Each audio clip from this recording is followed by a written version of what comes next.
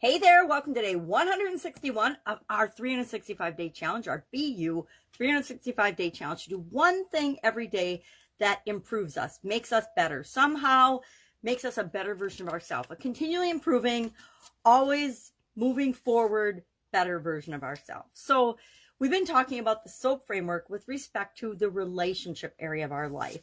And today we are on the P, which stands for progress. We've got our story, our situation, our current story, and then our desired story. What are we telling ourselves about the relationship that we're looking at? Our O, we looked at different options. What are the possible ways, once we've identified where we are and where we want to be, there's this big gap. And O is all about coming up with creative options or different options, or maybe common sense options of what actions to take, which is the A in the SOAP framework, to move us from where we are to where we want to be. And once we start taking actions, taking steps toward moving toward what we want, we have to be able to know, are we going toward what we want, or are we going away from what we want? And I'll use mine as an example because I took some actions yesterday, more than one, and found out that I am dead in the water at a standstill based on the two things that I did. So I need to get more creative, go back to my options, the O in my SOAP framework, and say, okay, well, what are some other possible ways I can rekindle and charge up and figure out this relationship? And I'll share that as I'm talking about progress. So progress, the P stands for progress. And other times through the challenge, if you've been with me this year so far, we have gone through the SOAP framework challenge. It's our 7th month. It's our 6th month of the year, June.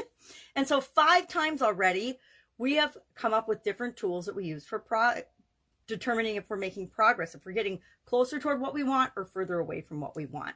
We used the lifeline exercise in January. In February, with respect to the physical area and aspect of our life. In February, with emotional, we used the, I'm going to check and cheat my list. Oh, emotional process list. In March, we used affirmations. April, we used hypnosis. Last month, we used measurement, which I love because it's easy to measure. If you have an objective measure that you can keep track of, like for last month, it was financial. So it was easy because we can say either we're making more money and moving toward our goal or we're not. That's an easy thing to measure. Dollars in your bank account, dollars in your savings account, dollars in your IRA, etc.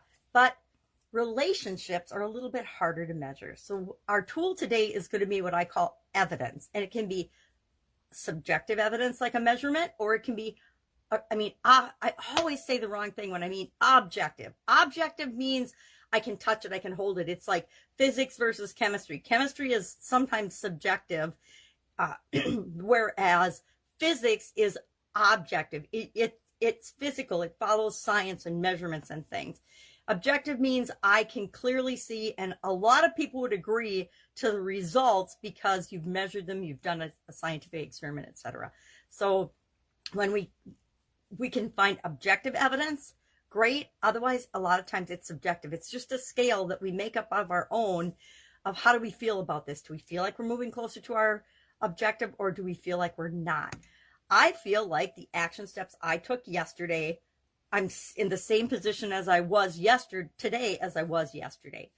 I actually went to text my friend and realized that I got a new phone since we've been out of touch, and she moved and she sold her business. And so I don't have her new address. I don't have her new phone number, so I couldn't direct message or text her. I checked out her social media. That was the second thing I did. And she hasn't put anything on social media for 2 years, and it looks like her account was hacked. So she might not even be using it, or she might have a new account that I don't know of, but this one was clearly hacked and not current. So I'm going to have to go back to the O of the SOAP framework, do some more brainstorming, probably get in touch with my sister and see if she's got a current number so I can put that in my phone and then direct message her, etc., or give her a call. I'll have to figure that out. But I do feel like the evidence shows me that yesterday the actions I took kept me in the same position. So I didn't go backwards, but I also didn't go forwards, which is toward what I want, which is rekindling that relationship. So our action item today is to just think of the evidence that you're looking for with respect to the relationship that you're doing the SOAP framework on.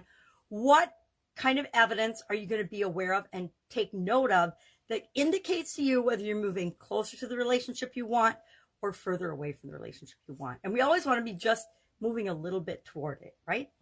All right, any questions on this? Hit me up. If you're not sure what kind of evidence to look for the relationship you're working on, feel free to direct message or share in the comments below so other people, including me, can chime in and say, well, you could look for this or this or this or this. Especially with other people involved, relationships is tricky because sometimes we assume people's intent or behavior or actions or facial expressions or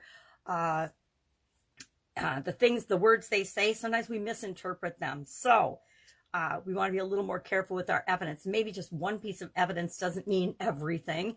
We have to look for a pattern of evidence. All right. If I can help you, ask. Otherwise, I'll be with you tomorrow. And I don't have my calendar handy. Let's see what we're going to talk about. I do have my calendar handy. Oh, good topic tomorrow. It's an exciting one. It's something about within. All right. Have an awesome day, and I'll be with you tomorrow.